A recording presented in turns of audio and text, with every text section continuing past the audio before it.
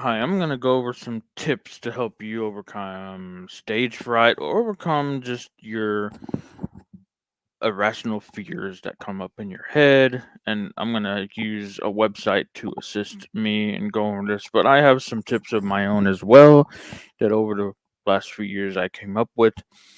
The first one of my personal tips for you to overcome that fear or stage fright is to have an overarching mission for your life to have something that you're going to pursue every day throughout your life, and it's something that you can work towards. It's a long scary goal, vision, mission, whatever you want to call it, way out in the future, something that you can pursue every day that you can focus and just focus on. Mine, I'm reaching out to a million people to discuss what works and what doesn't work when it comes to technology and find out what serves people most, what works.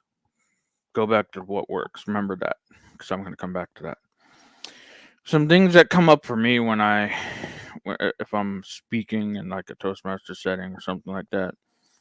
Uh, Stage fright symptoms, rapid, shallow breathing, sweaty palms, blushing, upset stomach, fumbling hands, s- and stuttering, as you saw there.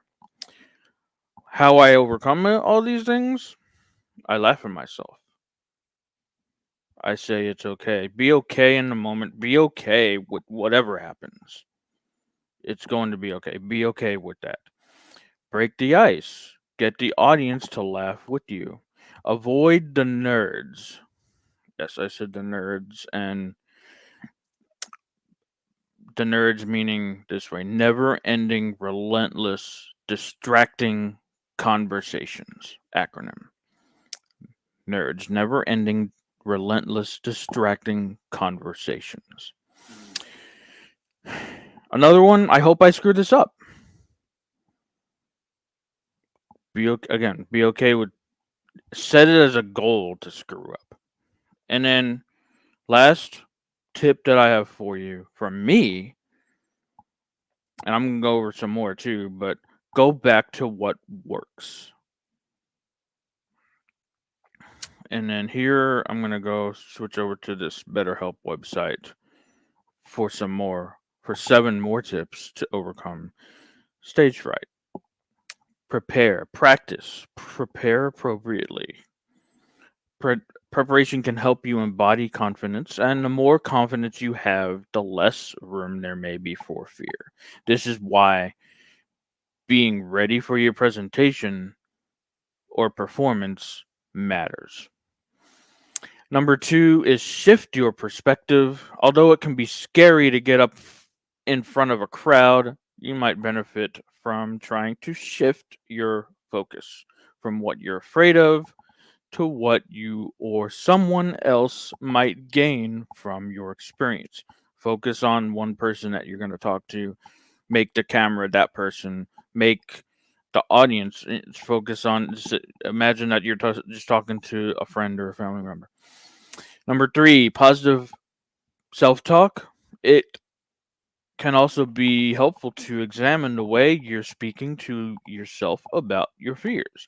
Do you find yourself saying things like, I'll never get this, I'm not smart enough to do this, people won't like me or what I have to offer?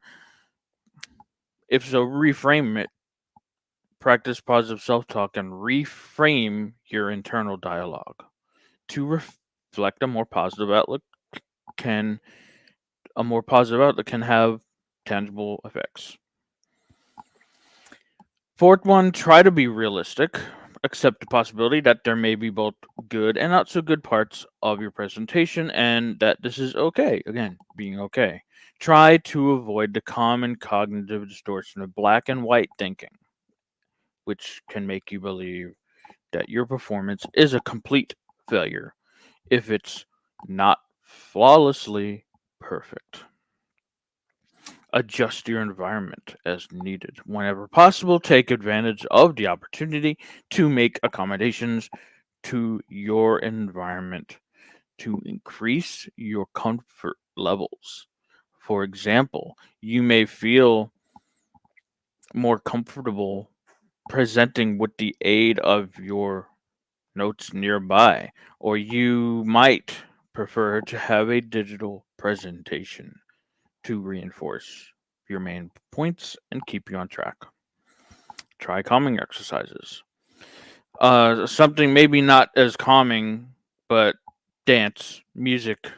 Put some music on. Dance, sing along, karaoke. Go out to bar, hang out with friends, do karaoke. Friends do karaoke, do all that. But calming exercises like meditation, sleeping, and that's also point number 7 too. Point in the moment and in the days, weeks ahead. As such, try deep breathing.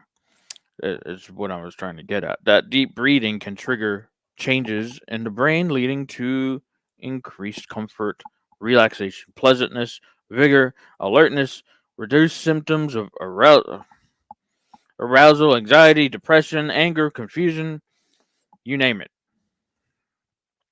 It reduce all the symptoms, but just by breathe. We're not breathing the right way. You want to breathe more with your diaphragm, like that. And I probably didn't do it exactly correct myself either, but you want to start with some good deep breathing, and that helps calm your nerves.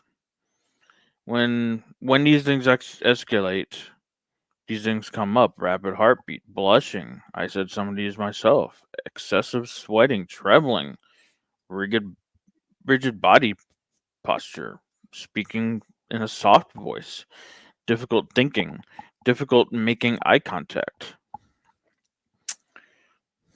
And then there's always therapy. This is coming from Better Help, and they're pushing therapy, but it's I'm not saying it's a bad thing. It's actually a pretty good thing to and that could be one thing that could work very well for you. If you like these tips of mine, just let me know in the comments. Let me know what you thought, and I'll look forward to hearing more from me in the future.